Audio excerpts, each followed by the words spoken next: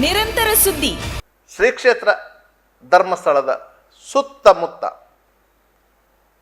106 ಪ್ರಕರಣಗಳು ನಡೆದಿವೆ. ಯಾವ ಪ್ರಕರಣಗಳು ಸದ್ದು ಮಾಡಿಲ್ಲ. ಆದರೆ 1979ರಲ್ಲಿ ನಡೆದಂಥ ವೇದವಲ್ಲಿ ಪ್ರಕರಣ, 1987ರಲ್ಲಿ ನಡೆದಂತಹ ಪದ್ಮಲತಾ ಪ್ರಕರಣ ಮತ್ತು 2010ರಲ್ಲಿ ನಡೆದಂತಹ ಸೌಜನ್ಯ ಪ್ರಕರಣ, ಈ 3 ಪ್ರಕರಣಗಳು ಸದ್ದು ಮಾಡಿತ್ತು. 3 ಪ್ರಕರಣಗಳು ಸದ್ದು ಮಾಡಲಿಕ್ಕೆ 3 ಬೇರೆ ಬೇರೆ ಕಾರಣಗಳಿತ್ತು.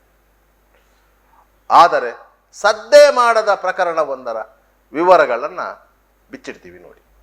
2000ನೇ ಇಸವಿಯಲ್ಲಿ ಧರ್ಮಸ್ಥಳ ಮಂಜುನಾಥೇಶ್ವರ ಎಜುಕೇಷನ್ ಸೊಸೈಟಿಯ ಆಧೀನಕ್ಕೆ ಒಳಪಟ್ಟಂಥ ಉಜಿರೆಯ SDM ಕಾಲೇಜಿನಲ್ಲಿ ಕಲಿತಿದ್ದಂಥ ಹುಡುಗಿಯ ಹೆಸರು ಹೇಮಲತಾ, ಡಿಗ್ರಿ ಓದ್ತಾ ಇತ್ತು. ಆಕೆಯ ತಂದೆಯ ಹೆಸರು ಗುಣಪಾಲ್ ಜೈನ್, ಅವರು ಧರ್ಮಸ್ಥಳದವರು. ಅವರ ತಾಯಿ ಬಂಟ್ವಾಳ ತಾಲೂಕಿನ ಸರಪಾಡಿಯವರು. ಸಾಮಾನ್ಯವಾಗಿ ಅವಳು ತಾಯಿ ಮನೆಗೆ ಹೋಗುವುದು ಜಾಸ್ತಿ. SDM ಕಾಲೇಜಿನ ಹಾಸ್ಟೆಲ್ನಲ್ಲಿ ಉಳಿದುಕೊಂಡು ಅವಳು ಕಲಿತೇಳಿ. ಒಂದು ದಿನ ಆಕೆ ನಾಪತ್ತೆಯಾದ. ಕಾಲೇಜಿನಿಂದ ಹಾಸ್ಟೆಲಿಗೆ ಹೋದವಳು ಹಾಸ್ಟೆಲಿಂದ ಇಲ್ಲಿಗೆ ಹೋಗಿದ್ದಾಳೆ ಎನ್ನುವ ಬಗ್ಗೆ ಮಾಹಿತಿಗಳು ಇರಲಿಲ್ಲ. ಈ ಬಗ್ಗೆ ಆಕೆ ಮನೆಯವರು ಹುಡುಕಾಟ ನಡೆದಾಗ ಮನೆಗೆ ಹೋಗಿರ್ಬೋದು, ಸರಪಾಡಿಗೆ ಹೋಗಿರ್ಬೋದು ಅಂತ ಆಯಿತು. ಸರಪಾಡಿಯಲ್ಲಿ ಕೇಳಿದಾಗ ಸರಪಾಡಿಗೆ ಬಂದಿಲ್ಲ ಅಂತಾಯಿತು. ಕೊನೆಗೆ ಅವರು ಬಂಟ್ವಾಳ ಗ್ರಾಮಾಂತರ ಪೊಲೀಸ್ ಠಾಣೆಗೆ ದೂರು. ಪೊಲೀಸರು ಹುಡುಕಾಟ ನಡೆಸಲಿಕ್ಕೆ ಆರಂಭ ಮಾಡಿದಾಗಲೇ ಟೂರಿಸ್ಟ್ ಕಾರು ಚಾಲಕನೊಬ್ಬ ಮಹತ್ವದ ಸುಳಿವು ನೀಡಿದ್ದಾರೆ. ಆ ಸಂದರ್ಭದಲ್ಲಿ ಬಂಟ್ವಾಳದಲ್ಲಿ ಟೂರಿಸ್ಟ್ ಕಾರುಗಳ ಒಂದು ಹವಾ ಇತ್ತು. ಎಲ್ಲ ರೂಟುಗಳಲ್ಲೂ ಈಗ ಬಸ್ಸುಗಳು ಹೇಗೆ ಸಂಚರಿಸ್ತವೆ ಅದೇ ರೀತಿಯಲ್ಲಿ ಟೂರಿಸ್ಟ್ ಕಾರುಗಳು ಸಂಚರಿಸ್ತಾ ಇತ್ತು. ಆ ಟೂರಿಸ್ಟ್ ಕಾರು ಚಾಲಕ ಕಕ್ಕೆಪದಧಾರಿಯಾಗಿ ಕಾರಿಂಜಕ್ಕೆ ಬರುವಾಗ ಆತನಿಗೆ ಯಾವುದೋ ಒಂದು ವಾಸನೆ ಮೂಗಿಗೆ ಬಡಿಯಿತು. ಆ ಮಾಹಿತಿಯನ್ನು ಆಧರಿಸಿ ಪೊಲೀಸರು ಮತ್ತು ಸ್ಥಳೀಯರು ಮತ್ತು ಹೇಮಲತಾಳ ಮನೆಯವರು, ಸಂಬಂಧಿಕರು ಎಲ್ಲರೂ ಆ ಪ್ರದೇಶದಲ್ಲಿ ಹುಡುಕಲಿಕ್ಕೆ ಶುರು ಮಾಡಿದರು. ಅವರು ಕಾಡಿನ ಅಂಚಿಗೆ ಹೋದಾಗ ವಾಸನೆ ದಟ್ಟವಾಗತೊಡಗಿತ್ತು. ಆಗ ಸಂಶಯ ಬಂತು, ಇದು ಏನು ಆಗಿದೆ. ಆಗ ವಾಸನೆ ಬರುವಂಥ ಸ್ಥಳಕ್ಕೆ ನೋಡಿದಾಗ ಹೇಮಲತಾಳವರ ಜರ್ಜರಿತ ಮೃತದೇಹ ಪತ್ತೆ ಆಯಿತು. ಕೈ ಒಂದು ಕಡೆ, ಕಾಲು ಒಂದು ಕಡೆ, ದೇಹ ಒಂದು ಕಡೆ, ರುಂಡ ಒಂದು ಕಡೆ. ಆಕೆಯ ಡ್ರೆಸ್ ಒಂದು ಕಡೆ ಇತ್ತು, ಆಕೆಯ ಬ್ಯಾಗ್ ಒಂದು ಕಡೆ ಇತ್ತು. ಆ ಮೃತದೇಹವನ್ನು ಸುಟ್ಟು ಹಾಕುವಂಥ ಪ್ರಯತ್ನ ನಡೆದು ಅರೆ ಬರೆ ಬೆಂದಿತ್ತು, ಕರಟಿ ಹೋಗಿತ್ತು. ಗುರುತು ಪತ್ತೆ ಹಚ್ಚಲಿಕ್ಕೆ ಸಾಧ್ಯ ಆಗ್ತಾ ಇರಲಿಲ್ಲ. ಕೊನೆಗೆ ಪೊಲೀಸರು ಆ ಬಗ್ಗೆ ಒಂದು ಪ್ರಕರಣ ದಾಖಲಿಸಿಕೊಂಡ್ರು, ರೇಪ್ ಆ್ಯಂಡ್ ಮರ್ಡರ್ ಆಗಿದೆ ಅಂತೇಳಿ. ಸ್ಥಳದಲ್ಲೇ ಆ ಮೃತದೇಹವನ್ನು ಪೋಸ್ಟ್ ಮಾರ್ಟಮ್ ಮಾಡಲಾಯಿತು. ಯಾಕಂದರೆ ಅದನ್ನು ಪೋಸ್ಟ್ ಮಾರ್ಟಮ್ಗಾಗಿ ಆಸ್ಪತ್ರೆಗೆ ಕೊಂಡೋಗುವ ಸ್ಥಿತಿಯಲ್ಲಿ ಆ ಮೃತದೇಹ ಇರಲಿಲ್ಲ. ಅಂತಹ ಬರ್ಬರ ರೀತಿಯಲ್ಲಿ ಆ ಹೆಣ್ಮಗುವನ್ನು ಹತ್ಯೆ ಮಾಡಲಾಗಿತ್ತು. ಮತ್ತು ಆ ಮೃತದೇಹವನ್ನು ಮನೆಗೆ ಕೊಂಡೋಗಿ ಅಂತಿಮ ಸಂಸ್ಕಾರ ಎಲ್ಲ ಮಾಡಲಾಯಿತು. ಬಂಟ್ವಾಳ ಗ್ರಾಮಾಂತರ ಠಾಣೆಯಲ್ಲಿ ಮಂಜುನಾಥ್ ಶೆಟ್ಟಿ ಅವರು ಸಬ್ ಇನ್ಸ್ಪೆಕ್ಟರ್ ಆಗಿದ್ದರು. ಬಂಟ್ವಾಳ ವೃತ್ತ ನಿರೀಕ್ಷಕರಾಗಿದ್ದವರು ಶೇಖರಪ್ಪ ಅವರು. ಈ ಪ್ರಕರಣದ ತನಿಖೆಯನ್ನು ಆರಂಭಿಸಿದರು. ಆಗ ಬಂಟ್ವಾಳ ಶಾಸಕರಾಗಿದ್ದಂತಹ ರಮಾನಾಥ ರೈ ಅವರು ಪೊಲೀಸ್ ಅಧಿಕಾರಿಗಳನ್ನು IBಗೆ ಕರೆಸಿ ಸ್ಪಷ್ಟ ನಿರ್ದೇಶನ ಕೊಟ್ಟಿದ್ದರು. ಇದು ನಮ್ಮ ತಾಲೂಕಿನಲ್ಲಿ ಆಗಿರುವಂಥ ಅತ್ಯಂತ ಬರ್ಬರ ಕೃತ್ಯ. ಯಾವುದೇ ಕಾರಣಕ್ಕೂ ಇದರಲ್ಲಿ ಆರೋಪಿಗಳು ತಪ್ಪಿಸಿಕೊಳ್ಳಬಾರದು. ಎಲ್ಲ ರೀತಿಯ ಪ್ರಯತ್ನಗಳನ್ನು ನಡೆಸಿ ಆರೋಪಿಗಳನ್ನು ಪತ್ತೆ ಹಚ್ಚಲೇಬೇಕು ಅಂತೇಳಿ ಸ್ಪಷ್ಟ ನಿರ್ದೇಶನ ಕೊಟ್ಟಿದ್ದರು. ರೈಯವರೊಂದಿಗೆ ಅತ್ಯಂತ ಆತ್ಮೀಯರಾಗಿದ್ದಂಥ ಪದ್ಮಶೇಖರ್ ಜೈನ್ ಮತ್ತಿತರರೆಲ್ಲರೂ ಆ ಸಂದರ್ಭದಲ್ಲಿ ಈ ಘಟನೆಯ ಬಗ್ಗೆ ಆಕ್ರೋಶಿತರಾಗಿದ್ದರು ಮತ್ತು ಪೊಲೀಸರ ಮೇಲೆ ಒತ್ತಡ ಹೇರಿದ್ದರು. ಆದ್ದರಿಂದ ಪೊಲೀಸರು ಸಹಜವಾಗಿಯೇ ಈ ಪ್ರಕರಣವನ್ನು ಗಂಭೀರವಾಗಿ ಪರಿಗಣಿಸಿದರು. ಎಲ್ಲ ದಿಕ್ಕಿನಲ್ಲಿ ತನಿಖೆ ನಡೆಸತೊಡಗಿದಾಗ ಅವರಿಗೆ ಮೊದಲ ಕ್ಲೂ ಉಜಿರೆಯಿಂದ ಸಿಕ್ಕಿತ್ತು. ಉಜಿರೆಯಲ್ಲಿ ವಿಜಯ ಬ್ಯಾಂಕಿನ ನೌಕರರೊಬ್ಬಿದ್ದಾರೆ, ಜೇಕಬ್ ನೀಲಿಯಾರ್ ಅಂತೇಳಿ. ಅವರ ಮಗ ಒಬ್ಬ ಇದ್ದಾನೆ, ಅವನ ಹೆಸರೇನಿದೆ ಅದು ನೀಲಿಯಾರ್ ಅಂತ. ಅವನು ಮತ್ತು ಬಿಜಯ್ ಅಂತೇಳಿ ಮತ್ತೊಬ್ಬ ಹುಡುಗ. ಈ ಜಾಕೋಬ್ ನೀಲಿಯರ್ನ ಮಗನು ಈ ಬಿಜಯ್ಯು SDM ಕಾಲೇಜಿನ ವಿದ್ಯಾರ್ಥಿಗಳು. ಅವರಿಬ್ಬರು ಸೇರಿಕೊಂಡು ಇವಳನ್ನು ಉಪಾಯದಿಂದ ಕರೆದುಕೊಂಡು ಹೋಗಿದ್ದಾರೆ ಎನ್ನುವಂಥ ಮಾಹಿತಿ ಲಭ್ಯ ಆಯಿತು. ಅದಕ್ಕೆ ಈ ಜೇಕಬ್ ನೀಲಿಯರ್ ವಿಜಯ ಬ್ಯಾಂಕ್ ಎಂಪ್ಲಾಯರ್ ಇದ್ದರು, ಅವರು ಸಹಕಾರ ನೀಡಿದರು ಅಂತ ಹೇಳಿ ಒಂದು ಮಾಹಿತಿಗಳು ಬಂದಿದೆ. ಆದ್ದರಿಂದ ಪೊಲೀಸರು ಸುರಿಗೆ ಜಾಕೋಬ್ ನೀಲಿಯರನ್ನು ಕರ್ಕೊಂಡು ಬಂದರು ಸ್ಟೇಷನಿಗೆ. ಅವರನ್ನು ಇಂಟ್ರಾಗೇಷನ್ಗೆ ಒಳಪಡಿಸಿದಾಗ ಅವರು ಹೇಳಿದರು, ನಾನು ಇದರಲ್ಲಿಲ್ಲ, ಆದರೆ ನನ್ನ ಮಗ ಮತ್ತು ಬಿಜಯ್ ಸೇರಿಕೊಂಡು ಆಕೆಯನ್ನು ಕಿಡ್ನ್ಯಾಪ್ ಮಾಡಿದ್ದು ಗೊತ್ತಿದೆ, ಮತ್ತೆ ಏನು ಮಾಡಿದ್ದಾರೆ ಅಂತ ಗೊತ್ತಿಲ್ಲ ಅಂತೆ. ಅವರಿಬ್ಬರು ಸೇರಿಕೊಂಡು ಕಿಡ್ನ್ಯಾಪ್ ಮಾಡಿದ್ದಾರಂತೆ ಗೊತ್ತಿದೆ, ಅದನಂತರ ಆಕೆಯ ದೇಹ ಆ ರೀತಿಯಾಗಿ ಸಿಕ್ಕಿದೆ. ಆಗಿಂದಾಗಿ ಈ ಪ್ರಕರಣದಲ್ಲಿ ಅವರಿಬ್ಬರನ್ನು ಪೊಲೀಸರು ಬಂಧಿಸಿ ಇಂಟ್ರಾಗೇಷನ್ ಮಾಡಿದರು, ಮತ್ತೆ ಅವರು ಒಪ್ಪಿಕೊಂಡರು. ಅವರ ಹೇಳಿಕೆ ಏನಿತ್ತಂತ ಹೇಳಿದರೆ, ಈ ಹೇಮಲತಾ ಅವರನ್ನು ಲವ್ ಮಾಡ್ತಾ ಇದ್ಲಂತೆ, ಮತ್ತೆ ಅವಳು ಅದನ್ನು ರಿಫ್ಯೂಸ್ ಮಾಡಿದ್ಲಂತೆ. ಅದಕ್ಕಾಗಿ ದ್ವೇಷಕ್ಕಾಗಿ ಆಕೆಯನ್ನು ಕಿಡ್ನ್ಯಾಪ್ ಮಾಡಿದೆವು ಮತ್ತು ಕಾರಿಂಜ ಗುಡ್ಡದ ಕರ್ಕೊಂಡು ಹೋಗಿ ಆಕೆಯ ಮೇಲೆ ಅತ್ಯಾಚಾರ ಮಾಡಿ ಕೊಂದು ಅದನ್ನು ಮುಚ್ಚಿ ಹಾಕುವ ಪ್ರಯತ್ನವಾಗಿ ಮೃತದೇಹವನ್ನು ತುಂಡು ತುಂಡು ಮಾಡಿ ಬೆಂಕಿ ಹಚ್ಚಿದ್ದೆವು. ಪೊಲೀಸರು ಅವರಿಬ್ಬರನ್ನು ಬಂಧಿಸಿ ನ್ಯಾಯಾಲಯಕ್ಕೆ ಹಾಕಿದರು. ಈ ಪ್ರಕರಣದ ಆರೋಪಿಯೇ ಬಿಜಯ್ ಇದ್ದಾನಲ್ಲ, ಇವೊಂದು ಮತ್ತೊಂದು ಕಥೆಯೂ ಇದೆ. ಈ ಬಿಜಯ್ ಒರಿಜಿನಲಿ ಕೇರಳ ಮೂಲದವ. ಇವನ ತಂದೆ ಶಿವನ್ ಅಂತೇಳಿ ಹಲವಾರು ವರ್ಷಗಳ ಹಿಂದೆ ಉಜಿರೆಗೆ ಬಂದು ಬದುಕು ಕಟ್ಟಿಕೊಂಡವ. ಅಂಥವರು ಈ ಕೃತ್ಯಕ್ಕೆ ಭಾಗಿಯಾಗಿದ್ದರು. ಜೈಲಲ್ಲಿದ್ದರು ಒಂದು 6 ತಿಂಗಳು. ತದನಂತರ ಪೊಲೀಸರು ತನಿಖೆ ಮಾಡಿ ಅವರ ಮೇಲೆ ಚಾರ್ಜ್ ಶೀಟ್ ಮಾಡಿದ್ದು ಇನ್ಸ್ಪೆಕ್ಟರ್ ಶೇಖರಪ್ಪ ಅವರು. ಆದರೆ ನ್ಯಾಯಾಲಯವು ಅವರ ಮೇಲೆ ಆರೋಪವನ್ನು ಸಾಬೀತುಪಡಿಸಲು ಸಾಧ್ಯವಾಗಲಿಲ್ಲ. ಕೆಲವೊಂದು ಟೆಕ್ನಿಕಲ್ ಎವಿಡೆನ್ಸ್ಗಳು ಒಂದಕ್ಕೊಂದು ಪೂರಕವಾಗ್ತಾ ಇಲ್ಲ. ಮತ್ತು ಅವರಿಬ್ಬರೇ ಹೇಮಲತಾಳನ್ನು ಕರೆದುಕೊಂಡು ಹೋಗಿ ಈ ರೀತಿ ಮಾಡಿದ್ದಾರೆ ಎನ್ನುವುದಕ್ಕೆ ಯಾವುದೇ ಪ್ರತ್ಯಕ್ಷದರ್ಶಿ ಸಾಕ್ಷಿಗಳಿಲ್ಲ. ನ್ಯಾಯಾಲಯದ ಮುಂದೆ ಹಾಜರುಪಡಿಸಲಾದಂಥ ಸಾಕ್ಷಿಗಳು ಸಹ ವ್ಯತಿರಿಕ್ತವಾದ ಹೇಳಿಕೆಗಳನ್ನು ನೀಡಿದ್ದಾರೆ ಎನ್ನುವ ಕಾರಣಕ್ಕಾಗಿ ಸಂಶಯದ ಲಾಭದಿಂದ ಅವರನ್ನು ಬಿಡುಗಡೆಗೊಳಿಸಿದ್ದಾರೆ. ಯಾವ ರೀತಿ ಸೌಜನ್ಯ ಪ್ರಕರಣದಲ್ಲಿ ಆರೋಪಿ ಸಂತೋಷ್ ರಾವ್ ರಿಲೀಸ್ ಆದನ, ಅದೇ ರೀತಿ ಹೇಮಲತಾ ಕೊಲೆ ಪ್ರಕರಣದಲ್ಲಿ ವಿಜಯ್ ಮತ್ತು ಆತನ ಸ್ನೇಹಿತ ನೀಲಿಯರ್ ಇಬ್ಬರು ರಿಲೀಸ್ ಆಗಿದ್ದಾರೆ. ಅವರಿಬ್ಬರು ಈ ಕೃತ್ಯಕ್ಕಿಂತಲೂ ಭೀಕರವಾದ ಕೃತ್ಯವನ್ನು ಮಾಡಿದವರು.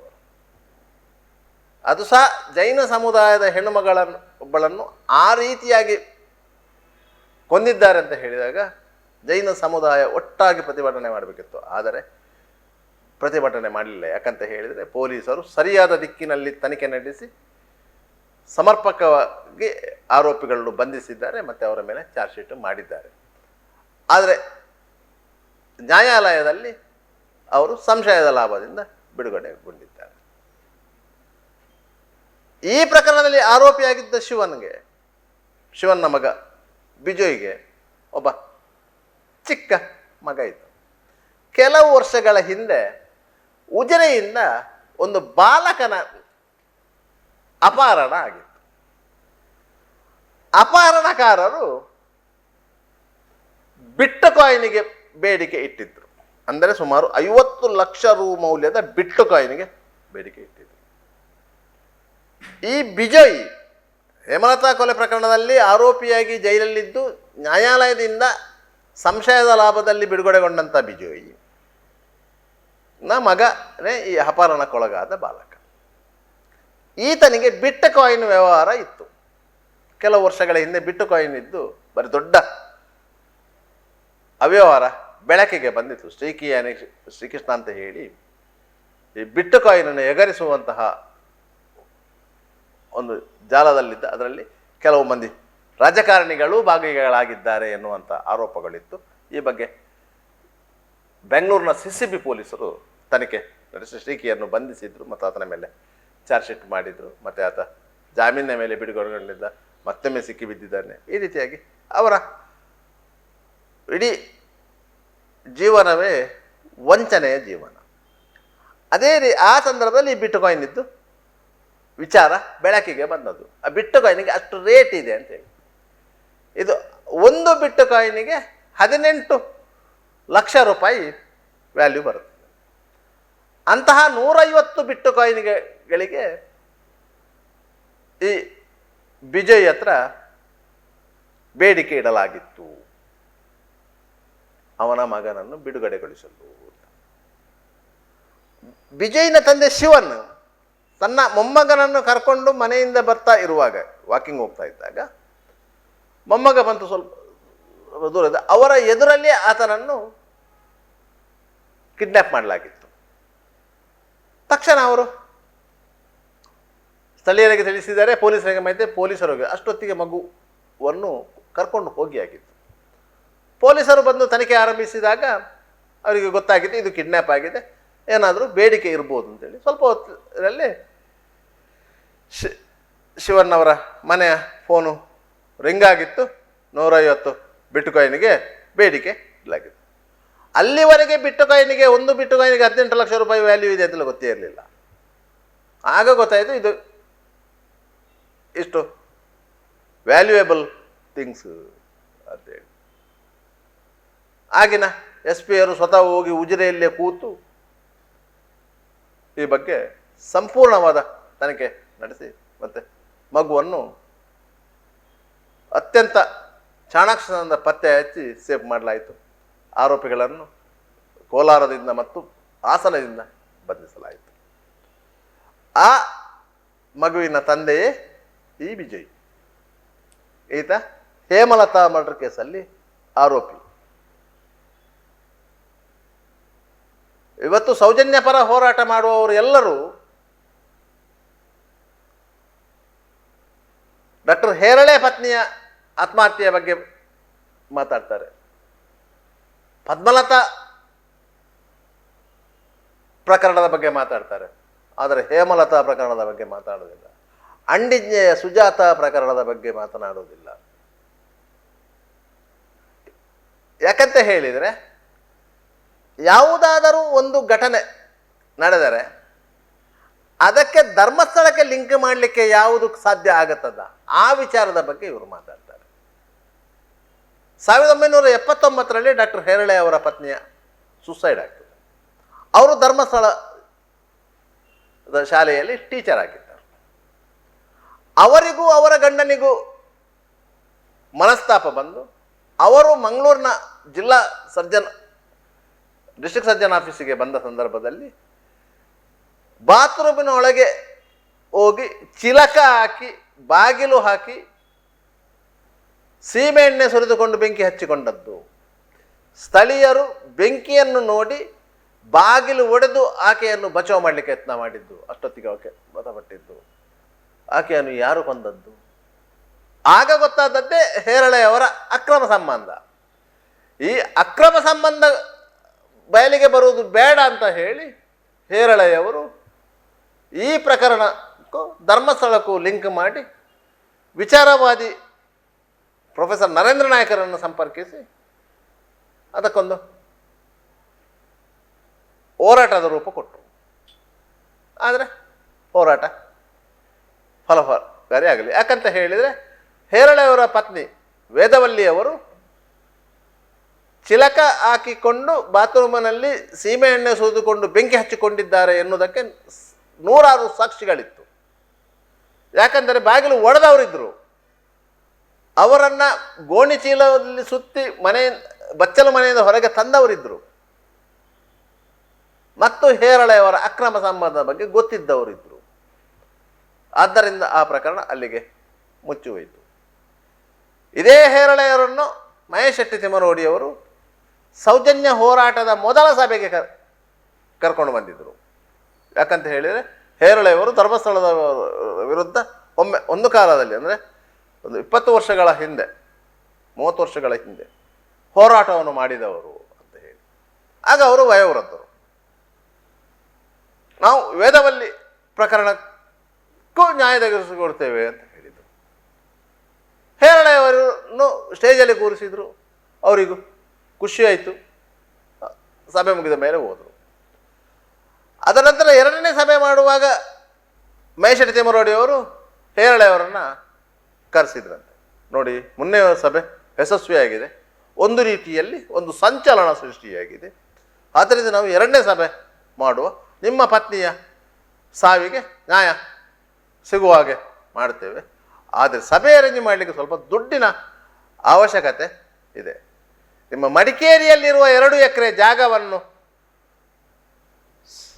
ಮಾರಾಟ ಮಾಡೋದ ಅಡವಿಟ್ಟ ಮಾಡಿ ಒಂದು ಸ್ವಲ್ಪ ದುಡ್ಡು ಅರೇಂಜ್ ಮಾಡಿ ಕೊಡಬೇಕು ಅಂತೇಳಿ ಅಲ್ಲಿಗೆ ಹೇರಳೆಯವರು ಮಹೇಶ್ ಶೆಟ್ಟಿ ತಿಮ್ಮರೋಡಿಯ ಸಾವಾಸವನ್ನು ಬಿಟ್ಟರು. ಯಾವಾಗ ಮಹೇಶ್ ಶೆಟ್ಟಿ ತಿಮ್ಮರೋಡಿಯವರು ಹೇರಳೆಯವರ ಮಡಿಕೇರಿಯ 2 ಎಕರೆ ಜಾಗಕ್ಕೆ ಕಣ್ಣು ಹಾಕಿದರು, ಆಗ ಹೇರಳೆಯವರು ಉಜಿರೆಯ ಪ್ರಮುಖರೊಬ್ಬರೊಂದಿಗೆ ಹೇಳಿದ್ರಂತೆ, ನಾವು ಧರ್ಮಸ್ಥಳದವರ ವಿರುದ್ಧ ಹಿಂದೆ ಎಷ್ಟೋ ಹೋರಾಟ ಮಾಡಿದ್ದೇವೆ, ಆದರೆ ಧರ್ಮಸ್ಥಳದವರು ಆ ವಿಚಾರದಲ್ಲಿ ನಮ್ಮನ್ನು ಪ್ರಶ್ನೆ ಮಾಡಲಿಲ್ಲ. ಅವರಿಗೆ ವಿಷಯ ಗೊತ್ತಿತ್ತು, ಆದ್ದರಿಂದ ಅವರು ಸುಮ್ಮನೆ ಆಗಿದ್ದರು. ಆದರೆ ನಾನು ಬಚಾವಾಗಲಿಕ್ಕೆ ಬೇಕಾಗಿ ಆ ವಿವಾದವನ್ನು ಧರ್ಮಸ್ಥಳದ ಮೇಲೆ ಕಟ್ಟಿದ್ದೆ. ಈಗ ಮಹೇಶ್ ಶೆಟ್ಟಿ ತಿಮ್ಮರೋಡಿಯವರು ನನ್ನ ಜಾಗದವನ್ನು ಕಬ್ಜಾ ಮಾಡಲಿಕ್ಕೆ ನೋಡ್ತಾ ಇದ್ದಾರೆ. ನಾನು ಇನ್ನು ತಿಮ್ಮರೋಡಿಯ ಹೋರಾಟಕ್ಕೆ ಹೋಗುವುದಿಲ್ಲ. ಇದು ಹೋರಾಟದ ಇನ್ನೊಂದು ಕತೆ ಹೇಳಿದ್ದು ಅಷ್ಟೇ. ಯಾಕಂತ ಹೇಳಿದರೆ ಹೇರಳೆಯವರು ಇವತ್ತು ಜೀವಂತ ಇಲ್ಲ. ಆದರೆ ಹೇರಳೆಯವರು ಯಾರೊಂದಿಗೆ ಹೇಳಿದ್ದಾರೋ ಅವರು ಉಜಿರೆಯಲ್ಲಿ ಜೀವಂತ ಇದ್ದಾರೆ. ಆದ್ದರಿಂದ ಹೇರಳೆಯವರು ಹೇಳಿದ್ದು ಸುಳ್ಳಲ್ಲ, ಮಹೇಶ್ ಶೆಟ್ಟಿ ಕೇಳಿದ್ದು ಸುಳ್ಳಲ್ಲ. ಅದಕ್ಕಂತ ಸಾಕ್ಷ್ಯಗಳು ಸಿಗ್ತಾ ಹೋಗ್ತದೆ. ವೇದವಲ್ಲಿಯ ಪ್ರಕರಣವನ್ನು ಎತ್ತುವಂತಹ ಮಹೇಶ್ ಶೆಟ್ಟಿ ತಿಮ್ಮರೋಡಿಯವರು ಹೇಮಲತಾ ಪ್ರಕರಣದಲ್ಲಿ ಆರೋಪಿಗಳಾಗಿ ನ್ಯಾಯಾಲಯದಿಂದ ಸಂಶಯದ ಲಾಭದಿಂದ ಬಿಡುಗಡೆಗೊಂಡಂಥ ಆರೋಪಿಗಳ ವಿರುದ್ಧ ಯಾಕೆ ಪ್ರತಿಭಟನೆ ಮಾಡಲಿಲ್ಲ? ಮಹೇಶ್ ಶೆಟ್ಟಿ ತಿಮ್ಮರೋಡಿಯವರು ಹಿಂದೂ ಜಾಗರಣಾ ವೇದಿಕೆಯಲ್ಲಿ ಇದ್ದಾಗಲೇ ಈ ಘಟನೆ ನಡೆದಿರೋದು. ಆ ಸಂದರ್ಭದಲ್ಲಿ ಹಿಂದೂ ಜಾಗರಣಾ ವೇದಿಕೆಯ ಸಂಚಾಲಕರಾಗಿದ್ದರು 2000ನೇ ಇಸ್ವಿಯಲ್ಲಿ. ಮಂಜುನಾಥ ಶೆಟ್ಟಿಯವರು ಬೆಳ್ತಂಗಡಿಯಲ್ಲಿ ಸಬ್ ಇನ್ಸ್ಪೆಕ್ಟರ್ ಆಗಿದ್ದಾಗ ಮಹೇಶ್ ಶೆಟ್ಟಿ ತಿಮ್ಮರೋಡಿಯವರು ಹಿಂದೂ ಜಾಗರಣಾ ವೇದಿಕೆಯ ಸಂಚಾಲಕ. ಆ ಸಂದರ್ಭದಲ್ಲಿ ಚಾರ್ಮಾಡಿಯಿಂದ ಬಂದಂಥ ಮುಸ್ಲಿಂ ಯುವಕನಿಗೆ ಚೂರಿಯಿಂದ ಹಿಡಿದ ಪ್ರಕರಣಕ್ಕೆ ಸಂಬಂಧಿಸಿದಂತೆ ಇವರನ್ನು ಬಂಧಿಸಲಿಕ್ಕೆ ಪ್ರಯತ್ನ ಪಟ್ಟಾಗ ಮಹೇಶ್ ಶೆಟ್ಟಿ ತಿಮ್ಮರೋಡಿಯವರಿಗೆ ಪರವಾಗಿ ನಿಂತದ್ದು ಅಲ್ಲಿನ ಹಿಂದೂ ಪರ ಸಂಘಟನೆಗಳ ಮುಖಂಡರು. ಆ ಕಾರಣಕ್ಕಾಗಿ ಮಹೇಶ್ ಶೆಟ್ಟಿ ತಿಮ್ಮರೋಡಿಯವರ ಮೇಲೆ ಬೆಳ್ತಂಗಡಿ ಪೊಲೀಸ್ ಸ್ಟೇಷನಲ್ಲಿ ರೌಡಿ ಶೀಟ್ ಓಪನ್ ಆದದ್ದು. ಅಂತಹ ಹೋರಾಟದ ಮಹೇಶ್ ಶೆಟ್ಟಿ ತಿಮ್ಮರೋಡಿ ಹೇಮಲತಾ ಪ್ರಕರಣಕ್ಕೆ ಸಂಬಂಧಿಸಿದಂತೆ ಹೋರಾಟ ಯಾಕೆ ಮಾಡಲಿಲ್ಲ? ಆ ಆರೋಪಿಗಳು ಇಬ್ಬರು ಸಹ ಹಿಂದೂಗಳಲ್ಲ, ಮಲಯಾಳಿ ಕ್ರಿಶ್ಚಿಯನ್ಗಳು. ಅವರ ವಿರುದ್ಧ ಹೋರಾಟ ಮಾಡಲಿ. ಯಾಕಂತ ಹೇಳಿದರೆ ಮಹೇಶ್ ಶೆಟ್ಟಿಯ ಹೋರಾಟಕ್ಕೆ ಹಣಕಾಸಿನ ನೆರವು ನೀಡುತ್ತಿದ್ದೇ ಈ ಕೊಚ್ಚಿ ಕ್ರಿಶ್ಚಿಯನ್ ಸಮುದಾಯದವರು. ಆದ್ದರಿಂದ ಮಹೇಶ್ ಶೆಟ್ಟಿ ತಿಮ್ಮರೋಡಿಯವರು ಹಿಂದೂ ಹೋರಾಟಗಾರ ಎಂಬ ಹೆಸರಿನಲ್ಲಿ ಅವರ ಬೆಂಬಲಕ್ಕೆ ನಿಂತದ್ದು. ಇದು ಹೋರಾಟದ ಮತ್ತೊಂದು ಮಜಲು ಅಷ್ಟೇ. ನಿರಂತರ ಸುದ್ದಿ